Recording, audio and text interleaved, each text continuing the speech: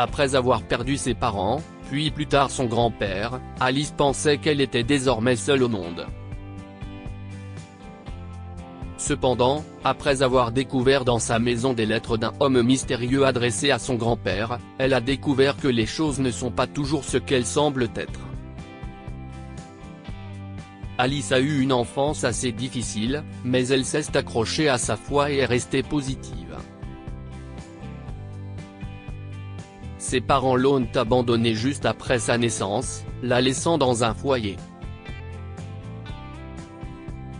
Son grand-père, Arthur, est venu à son secours et l'a prise sous sa tutelle.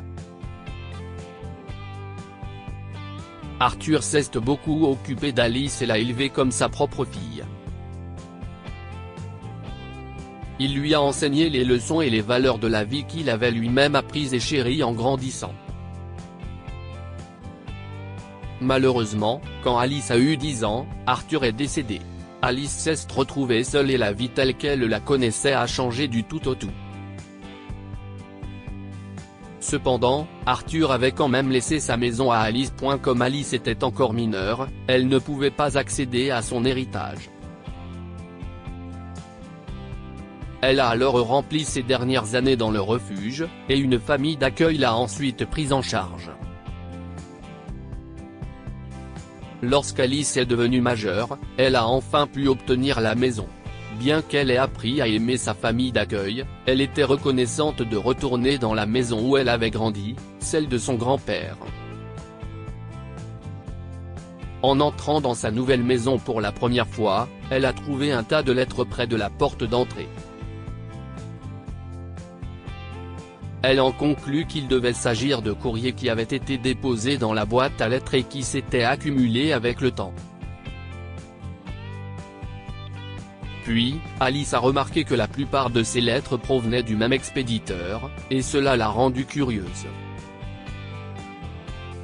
Elle a commencé à lire les lettres et ce qu'elle a découvert l'a effrayée. L'expéditeur s'appelait Greg, mais ce qui l'a encore plus surprise, c'est qu'il portait le même nom de famille que son grand-père. Plus elle lisait les lettres, plus les révélations étaient profondes. Elle a appris que l'expéditeur était en fait le frère de son grand-père, ce qui l'a déconcertée parce qu'il ne lui a jamais parlé de lui. Alice a également remarqué que Greg posait souvent des questions sur elle, lui demandant comment elle allait et s'il avait assez d'argent. Puis, un jour, alors qu'Alice lisait la dernière lettre du tas, elle est tombée sur quelque chose qui l'a choquée. Dans la dernière lettre, Greg a demandé à Arthur s'il a déjà révélé leur secret à Alice. Leur secret?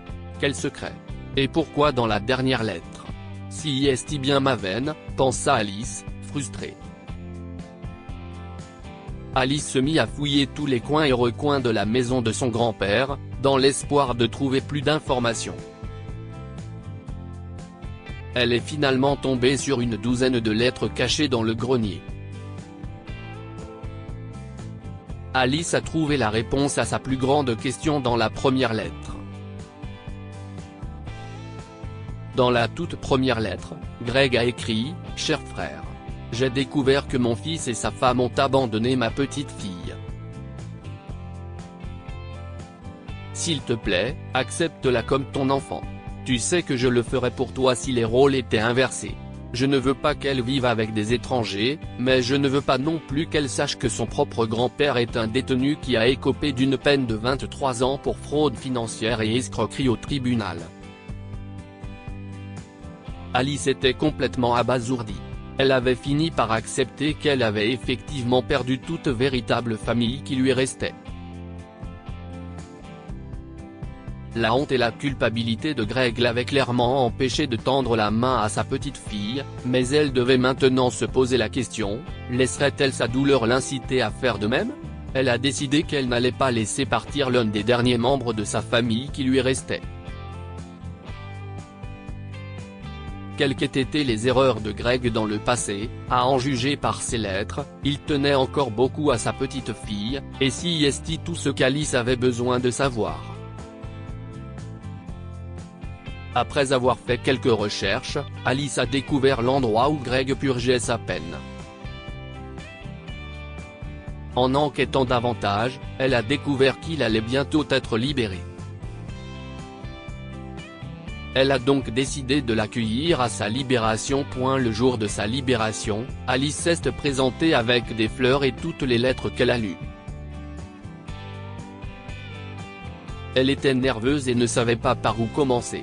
Finalement, elle a demandé à l'un des gardes d'informer Greg que quelqu'un l'attendrait à sa libération. « Quelqu'un m'attend ? Une jeune femme ?» a demandé Greg au gardien de prison, déconcerté. « Oui, elle est là depuis quelques heures. Maintenant, ça suffit avec les questions, Greg. »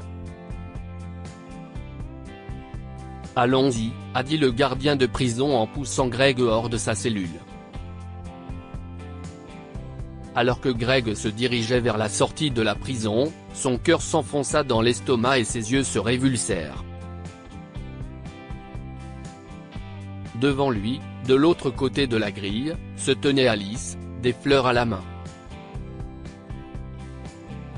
Jusqu'à présent, Greg n'avait vu Alice qu'en photo. Mais maintenant, elle était là, toute grande et l'attendait de l'autre côté de sa liberté. « Bonjour, Greg. Je suis Alice. Si est-il quand la dernière fois que tu as bu une bonne tasse de café ?» a dit Alice en lui tendant les fleurs alors qu'il franchit le portail. Le trajet en taxi jusqu'au café s'est déroulé dans un silence total. Greg regardait par la fenêtre, prenant en compte toutes les années qu'il avait perdues et craignant de faire face à ses erreurs, mais ce moment viendrait bientôt. Alice faisait de même, contemplant ce qu'elle dirait lorsqu'ils devraient enfin faire face à leur passé et aux circonstances actuelles. Alors qu'il était assis à leur table dans le café, Alice plaça soigneusement les lettres au milieu entre eux. « Je suis sûr que tu sais de quoi il s'agit. Je les ai lus au cours des 2 dernières semaines, et j'espérais que tu pourrais m'éclairer un peu sur leur contenu, » a dit Alice avec fermeté. « Oh, waouh. Tu as tellement grandi. Tu es si belle. Tes photos ne te rendent pas justice, » a dit Greg en regardant Alice avec une profonde fascination. « Oui, si est ce qui arrive avec le temps. Les lettres, Greg. On me doit une explication, » a dit Alice. « Oui, eh bien, je crois que le moment est venu d'être tout à fait franc. Je suis ton grand-père, Alice. Arthur était mon frère, et je suis désolé que nous nous soyons rencontrés de cette façon. Je n'ai pas eu le courage de faire les choses correctement. À vrai dire, j'avais honte.